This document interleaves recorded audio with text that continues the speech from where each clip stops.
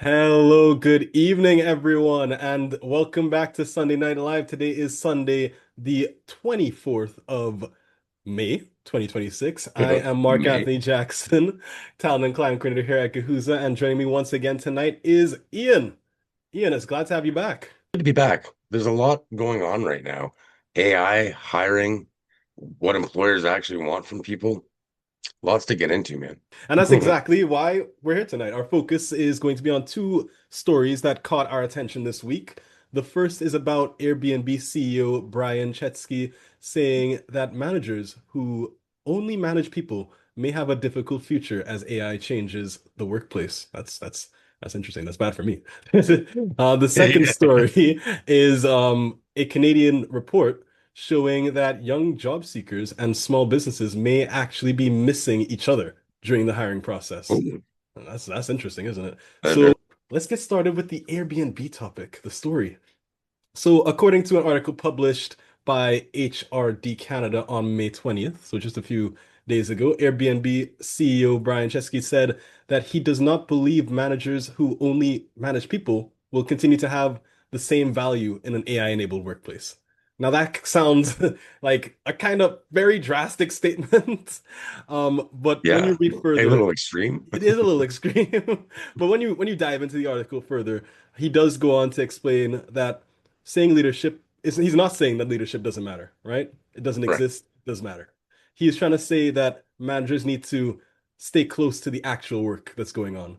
So you need to get your hands dirty.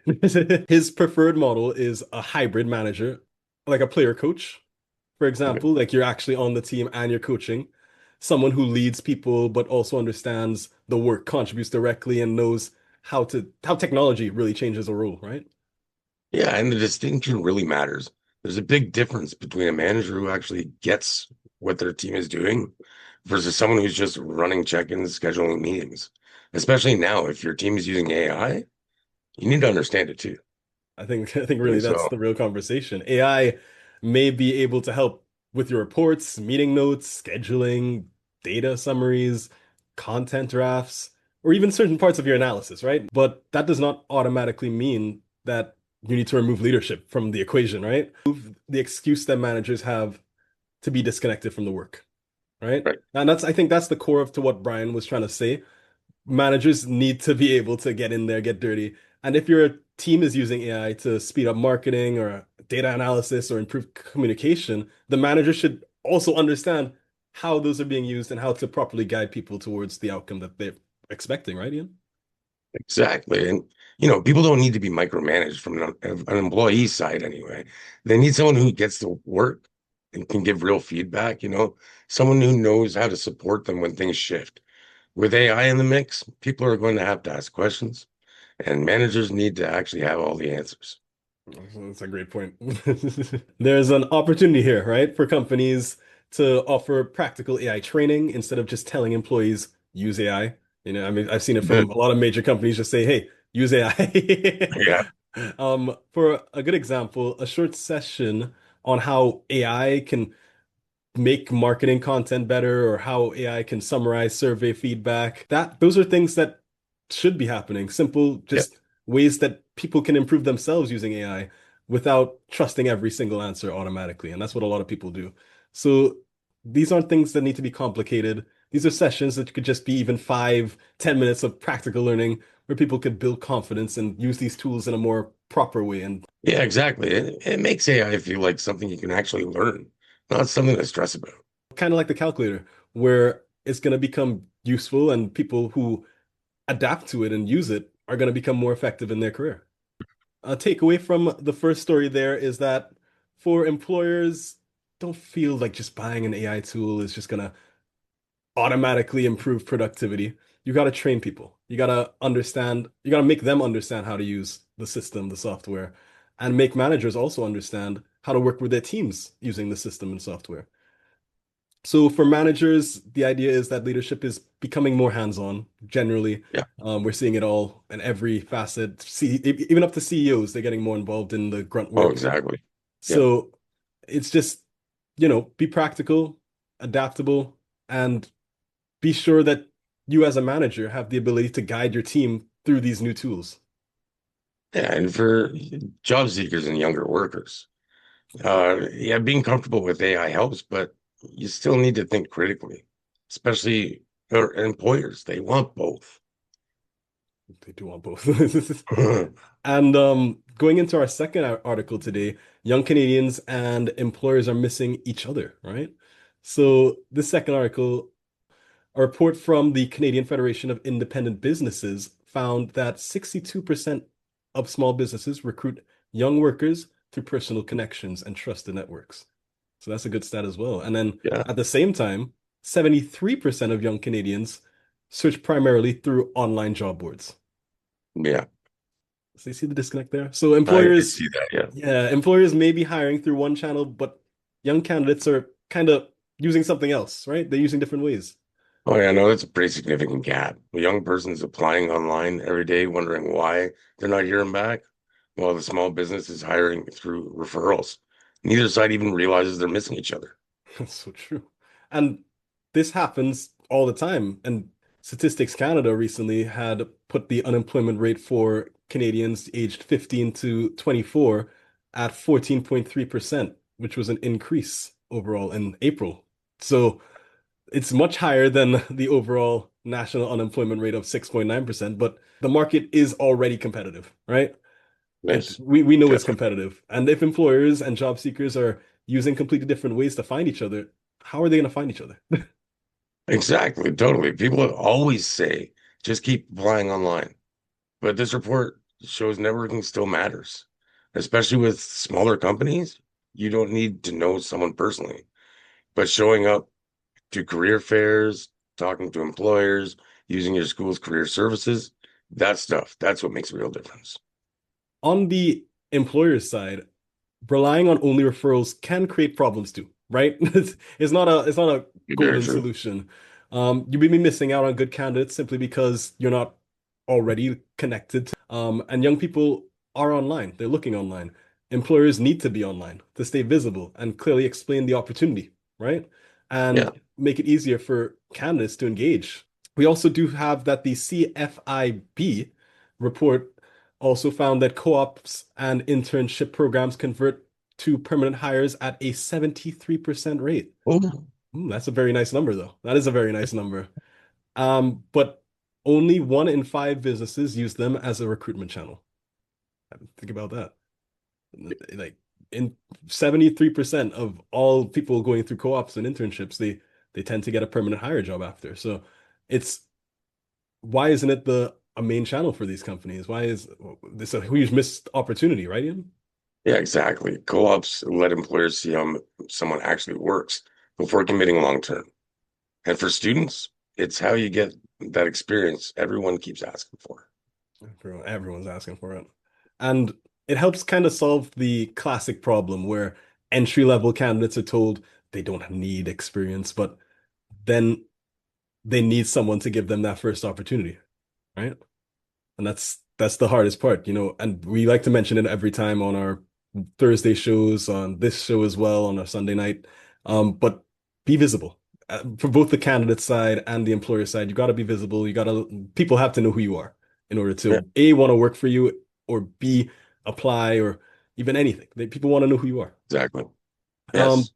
there was another important part to this report, and there was another part that spoke about small businesses and that they what were they asking for young workers? What do they need? It's not just credentials or previous experience. The report found that 91% valued a positive attitude or enthusiasm, and 84% valued motivation, and 76% valued professionalism. Isn't that's an That's interesting actually stat. really encouraging Yeah, because people are things that you can show even without a long resume. Show up prepared, communicate clearly, ask good questions, follow through. That stuff still counts. it's one of the most important things. A resume may help you get noticed. A resume will help you get noticed at the end of the day. But the real conversation is often what helps employers see your attitude, your communication, professionalism, and motivation in a much faster way and actually know if they want to bring you onto the role or not. And that's why hiring cannot be about sorting through applications anymore, right? Employers also need ways to actually connect to people. Yeah. And that's where I want to kind of connect these two stories. In that on one side, workplaces are changing because of AI. Employers want people who can adapt, learn tools, and can contribute directly to any project going on. And on the other side of things, young job seekers and employers are struggling to connect in the first place. And combining this together, we see the solution at Guhuza, right? We believe that technology should help create faster human connections, not simply add more distance between employers and candidates, right? A job 100%. seeker should not have to spend hours applying for different roles in a black hole and never hearing anything Oh, back. And an that employer, word. Oh. oh, the black hole. And then we look at it from the employer's side. An employer should not have to rely on personal connections or spend endless time sorting through applications before actually speaking to someone who may be a strong fit for the role. Yeah, totally. And the live interaction, that's what makes the difference. Candidates can actually show who they are beyond the resume. Employers get a real read on communication, attitude, and potential I mean, Ian, I way didn't see. faster. I from Hey, from our from your resume, I couldn't tell how good of a person you would be. Like how you came right? on here, how you're encouraging, how you're down for the culture and everything like that. So it's very it's warming to see from myself. Um, Exactly. And it's way faster than going back and forth on applications, exactly. You right? just have a conversation with someone. You'll know if they're the right fit. That's Most it. 9 out of 10 times. And then AI can help improve matching. Right? That's not something we want to discount. Oh, no, yeah. Yeah, technology can help speed things up, but the final decision still comes down to people connecting with people. And that human conversation is still important, especially in hiring markets where younger candidates need opportunities and employers need to identify the right people effectively. Right. The market's squeezed right now. It's the reality of things. 100%. Now, before we wrap up today, Ian, Um, I want to also remind everyone that we host a live job search walkthrough and Q&A every Thursday at 2 p.m. Eastern on LinkedIn Live and on Oh, Zoom. yes, That's a very good event. You love that event, Ian. I do. It's fun. We also talk about job search strategies, hiring trends, ways candidates improve their profiles, and how employers and job seekers can connect and use Guhuza for live interviews. Yeah, whether you're actively job hunting or just trying to understand what's going on out there or want to see how the platform works, come ask questions live. It's worth Yeah. it. Absolutely. I mean, 100%. follow us on Guhuza on our LinkedIn, on all our different channels and pages. Be sure to register. The registration link will be in the comments of this video. And make sure that your resume is uploaded and that when the right opportunities do come, you're matched. So to wrap up everything tonight, the workplace is changing, but the need for human connection is not going away. No, it's always Managers, going to be there. it's always going to be there. It needs to happen. Managers may need to become more hands-on.